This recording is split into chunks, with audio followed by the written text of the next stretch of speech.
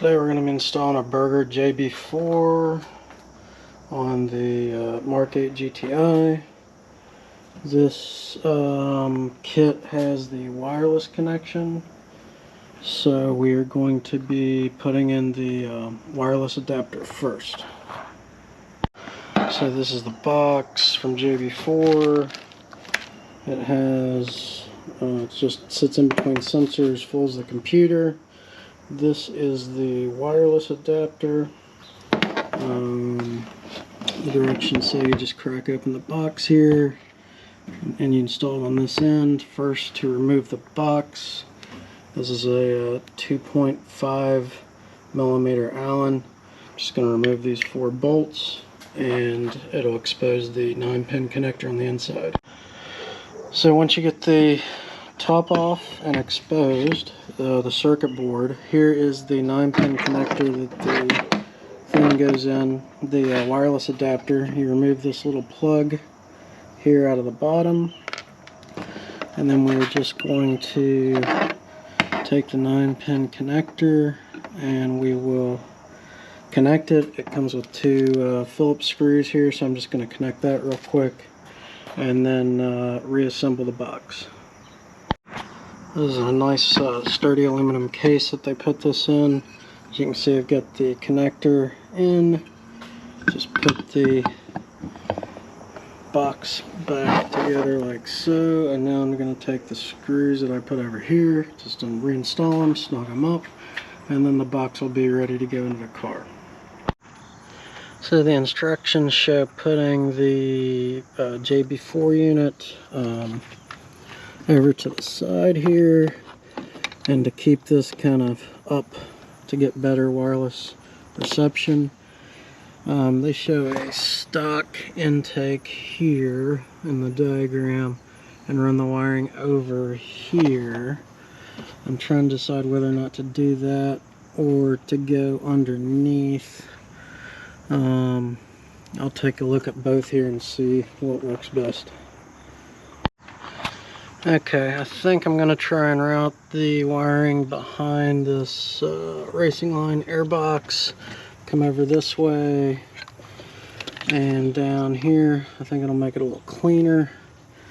The only concern is that this connection, which goes to a sensor down on the boost pipe, which I might have to jack the car up to get to, but I think I've got room to get it down that way. I don't want to go underneath here, underneath the airbox, close to the fan, just because I'm scared maybe the wiring might get chewed up that way, and there isn't really anything to tie it to there. So I'm going to try this route first and we'll see how it goes. Before I go disconnecting any sensors, I'm going to go ahead and remove the negative terminal from the battery. They don't give you much room to work, so I'm just setting the negative terminal up on top of a rack here just so it can't make a connection. So the disconnect for this 14-pin fuel plug, it's the lower of these two. It's on the bottom. Just kind of pinch it, pull it off, snap it into the new connector here, and then I'm going to reconnect this guy. The connector plug goes towards the bottom here, and then we'll see about the routing issues and stuff here in a minute. Okay, there it clicked, so we're good. The other part is this boost tap line here. I'm just gonna disconnect this and then just put in this in between here. So to get this off, just slide this red lock back here, and then you can easily press that and pull it loose. Okay, so get the boost tap in, just make sure everything clicks. Got the 14-pin. Now the last one is this guy, which has to go all the way down to a place down here, which I gotta find. It's a sensor on the charge pipe, so we gotta find that. Would probably recommend ramps for this job, but just had to go and put it up on some jacks because we've already got everything disconnected. Don't feel like starting it up in its current state. So just got to get down to this one connector on the bottom. Okay, so the connector, it's going to be a little hard to see. Right there, there's wires coming right there on this charge pipe going up to the intake on the side, on the front of the motor is where I got to pull. So, and then put that connection in the middle of it. So it's going to be a little bit of a pain to get to, but this is probably the hardest part, I would guess.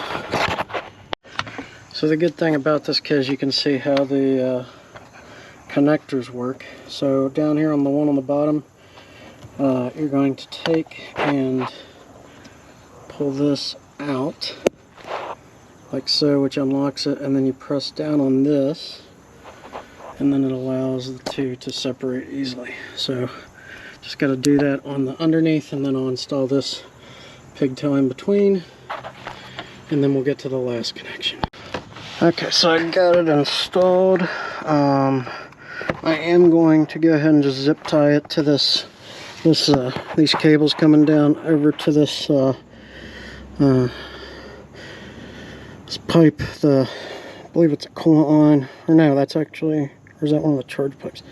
Anyway, I'm just going to zip tie it to that so that it stays away from that fan, and then we can move to the OBD 2-port connector. So in the directions here, the final wire is an OBD port 2-port connector, and you fish it.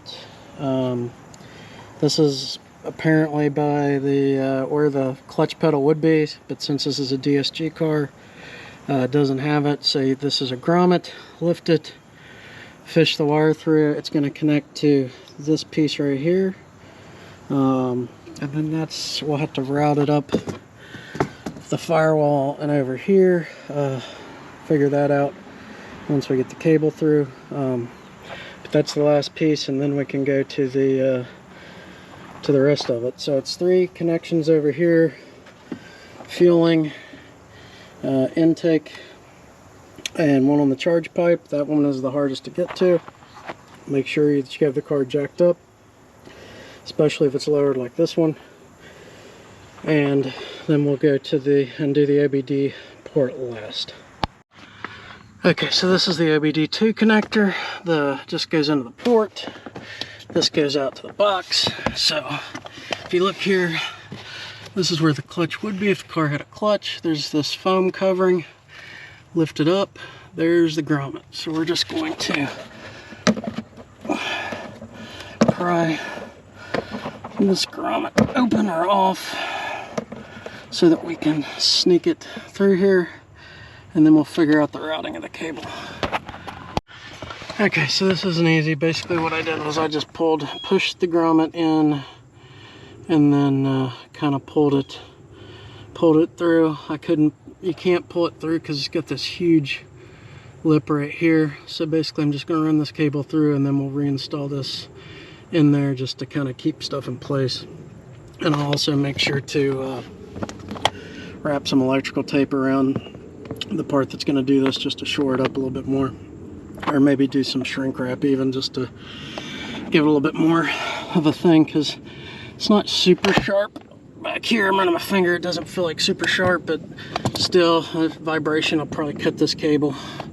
There's a 5-year warranty with this, so worst case I'm sure they would replace it, since we are following their directions. So here's where the directions fall short. Basically, I tried to take the battery out. That's a pain, so I figured battery changes on these Mark 8s are gonna not be easy. Definitely harder than the Mark 7s that I just did on my All-Track. The cable kind of comes out down here. We had to shove a bunch of it through, and then you're gonna need somebody taller with skinny hands to grab it. And then the wire comes up like this. I think I'm just gonna route it around the battery tray over here this way, and over to, it connects right here, so that's where it needs to be. And then I'll clean it up, zip tie it. They don't tell you any of this in the directions though. That's where they fall short. It even says to follow up in a subsequent manual. So pull the air intake pipe out so that you can get access to this, and then pull the cable through here, and then we'll see about zip tying it up, cleaning it, make sure it's not touched anything. There really isn't anything on this side that it could really get burned on. The exhaust is that way, so I think it's pretty safe, but still you want to keep stuff kind of clean. So I'm going to get this connected, cleaned up, then we'll hook the battery back up, and then it should be ready to rock and roll. Okay, the intake tube is back on. I just kind of zip tied it up to this little one of the metal lines coming off of the brake master cylinder there, just to get it up out of the way. I'm gonna go inside now, pull the excess back in here. I guess that is the excess, so there's not much. So basically what we had to do to be able to see that was to shove a whole bunch through, and then it works. And then obviously here I'll just go ahead and connect this. Battery's still disconnected, but I'll just go ahead, the USB thing or the OBD2 is right there. I'll go ahead and connect that, and then we will zip tie this up and out of the way up here. Put this grommet back in, and then we should be done. Okay, so got it installed here. Put the foam back over the cover there. Can't really see it from up top. I might try and clean this up just a little bit more, but that's pretty much it.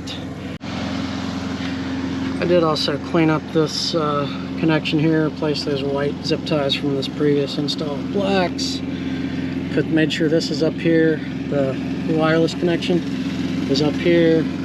This will be fine, just shifting around in here. And then here's that connection from the OBD reader. Sorry about the noise, the neighbor's mowing the yard right now.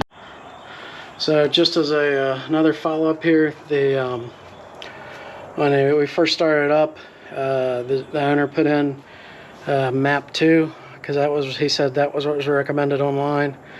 And then apparently you can do some data logging and send it to Burger, and they will generate a custom map for you after you send them sufficient data log, and you can use that then. When we did back up everything, the car lit up like a Christmas tree. I think it was because the battery was disconnected and reconnected. I recently had a battery burn out on that on my all-track. Also, my turbo just died, so I'll probably be doing a turbo swap on that here soon. Not the turbo didn't die completely, but the wastegate actuator is jammed and won't fully work, so I'll be replacing that soon on that. I'm trying to figure out which way to go, leaning towards IS-38. But when the battery had died right when that happened too, so I replaced the battery, and my system lit up like a Christmas tree too. I started driving and it cleared.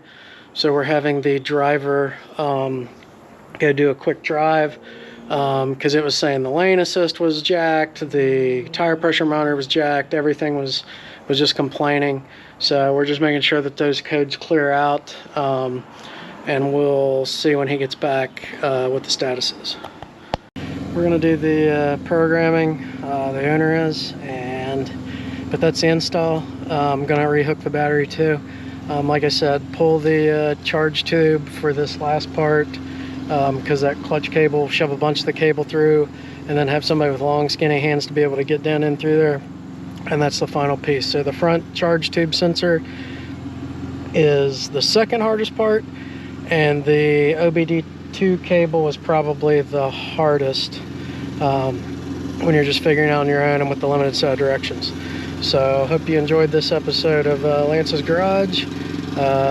Thank you. Please like and subscribe, and thank you for tuning in.